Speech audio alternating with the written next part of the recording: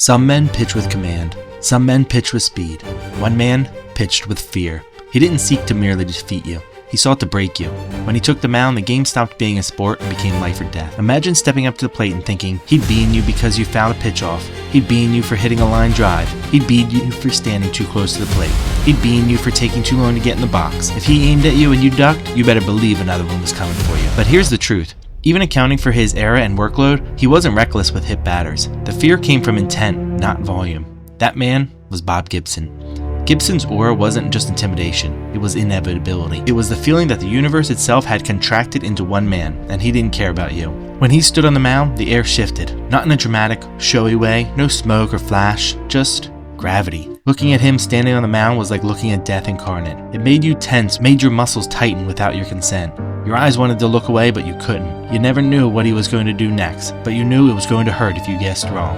It wasn't anger exactly, it wasn't rage, it was purpose. Single-minded, relentless. He was a nightmare on the mound. He didn't care about anything else, especially the hitter. All he cared about was winning. And the strangest part, it didn't even matter if he was throwing a fastball or a slider. The moment Gibson was on the mound, the whole game changed. It felt like he didn't want to strike you out. He wanted to humiliate you. Perez later said facing Gibson felt less like an at-bat and more like stepping into a trap.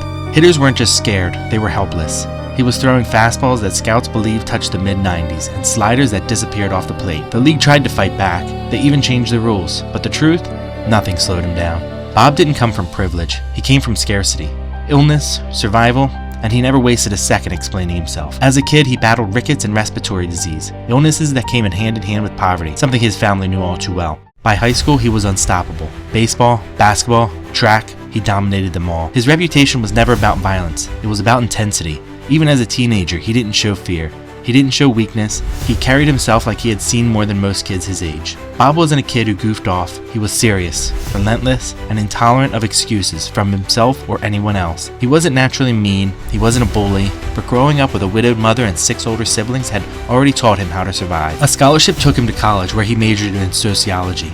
And that's where this story started to turn for me. I started to wonder how much of the fear he inspired was who he was, and how much of it was who he wanted you to think he was. Was his fierce, intense persona a product of hardship, or was it a carefully constructed weapon to win ball games? A sociology degree doesn't make you scary, but it can give you insight into people, how they act under pressure, how authorities take hold, and how perception shapes outcomes. There's no proof Gibson studied intimidation or ran psychological experiments on the mound, but instinctively, he understood people, and he understood hitters. First, foremost, and always, he saw them as human. And whether that understanding came from childhood, classroom, or pure experience, he weaponized it better than anyone to ever set foot on the diamond. But he was quoted as saying, "The basis of intimidation, as I practiced it, was mystery. I wanted the hitter to know nothing about me." After graduation, both the Harlem Globetrotters and the St. Louis Cardinals came calling. He initially signed with the Globetrotters, but left saying he disliked their clowning and showboating, preferring serious competition. Then he took the diamond with the Cardinals, and the rest is history. Early on, Bob Gibson wasn't feared. He was noticed. The arm was there, the edge was there, but the league hadn't decided what to do with him yet. Hitters stepped in alert, not intimidated. They told themselves he was just another hard thrower trying to prove something. And early on, that was mostly true. His first seasons were uneasy, flashes of dominance followed by stretches where hitters survived, not because he lacked stuff, but because they still believed survival was possible. Then came 1961. For the first time, Gibson was given the ball and told it was his. A full season, a real workload, and something started to change. Not in the numbers, but in the way he carried himself. He stopped pitching like a man trying to belong. He started pitching like a man measuring himself against the best in the game and finding the gap unacceptable. By 1962, the line had been drawn.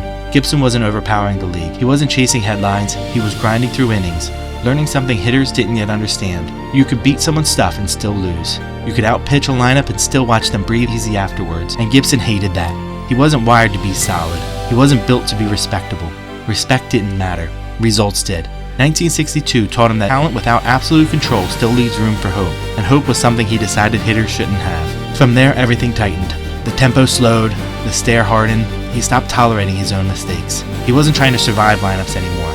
He was trying to suffocate them. Hitters felt it before the numbers caught up. The inside pitch stopped feeling aggressive and started feeling deliberate. There was no apology, no emotion, just purpose. By 1963, hitters still believed they could handle him, but the belief was thinner now. They stood a little further back, they rushed swings they didn't need to rush. They noticed how long he held the ball, how little he reacted.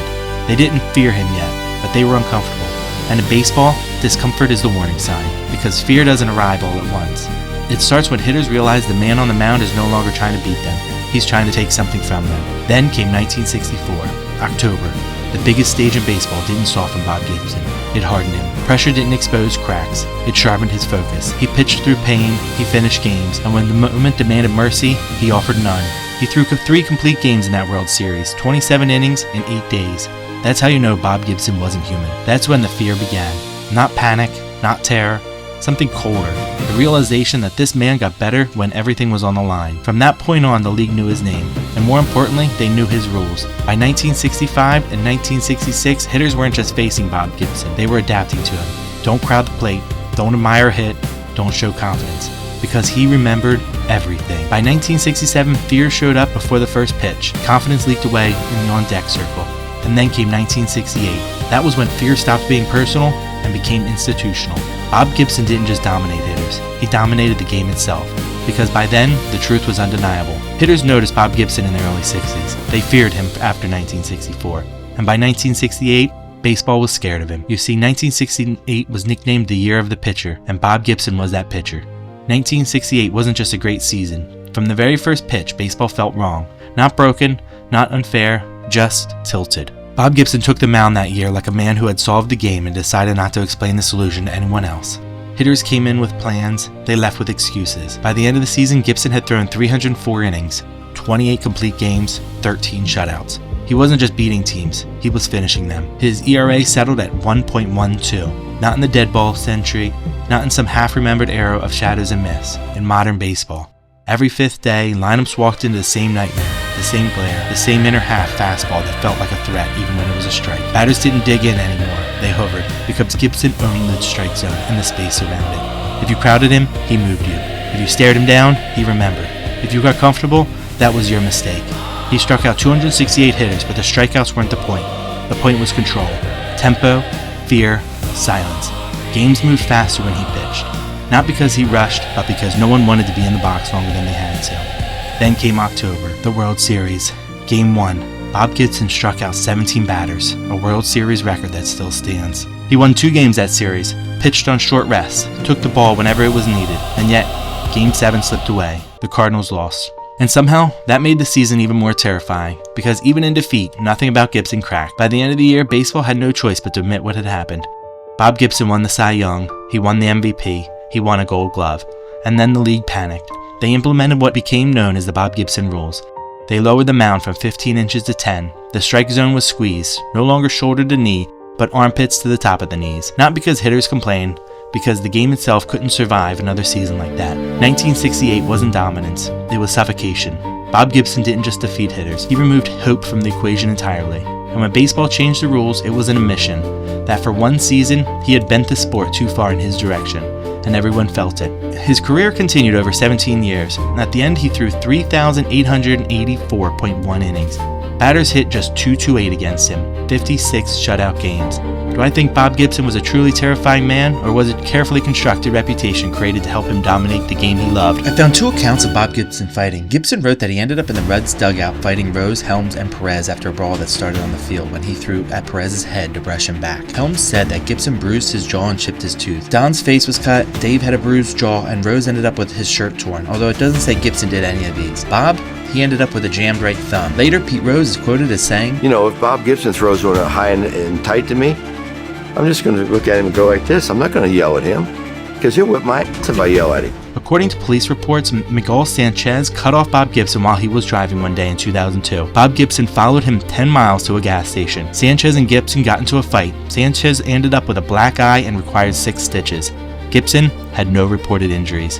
Sanchez was 45 at the time. Gibson, 66. So maybe there was a reason to fear Bob Gibson in his prime. But here are 4 quotes that talk about how he was scary. Number 1, Cardinals catcher Tim McCarver would go out for mound visits. Gibson didn't nod, didn't listen, didn't respond. He just stared at him. Not angry, not confused, offended.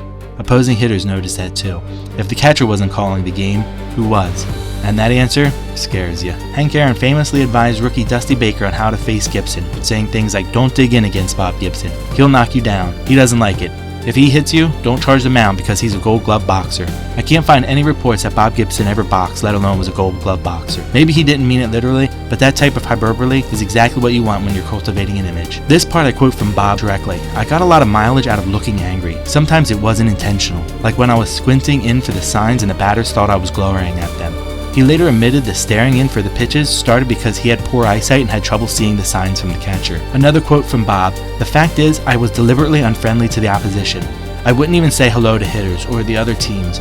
I didn't want them knowing me. I didn't want them knowing what I was like or what I was thinking. It was important to me that I retain an air of mystery. I never let coaches put any kind of clock or gun on my pitches because I didn't want that information to get out. I wouldn't talk to the team psychologist because I didn't want anybody figuring me out. I even asked our manager, Red, to keep me out of spring training games against the National League teams, if at all possible. In spring training, you're just working on stuff, not trying to get batters out all the time. And I thought that if they got up there and whacked me around a little bit, it would give them confidence. I didn't want them confident. I wanted them weary of me, uncertain, intimidated. Personally, I think there was a reason to be scared of Bob Gibson. Causing someone to need 6 stitches at 66 years old isn't anything to take lightly. But there were a ton of scary fastball throwers, from Nolan Ryan to Randy Johnson. But I think Bob leaned into the fear. He knew it was his greatest weapon, that a batter that was worried about survival wasn't thinking about hitting a pitch. And when you take into account that he hit less batters than Walter Johnson, Randy Johnson, and Charlie Morton, but hitters didn't step into the box fearful of them like they did Gibson. It wasn't the number of plunked batters that mattered, it was the purpose behind each pitch. Here's one more quote from Bob. "I was simply a competitor who understood the need to keep a dangerous hitter in his place and wasn't timid about satisfying that requirement. If he came across the plate and got himself hit, then he did it to himself. You got first base, so quit complaining."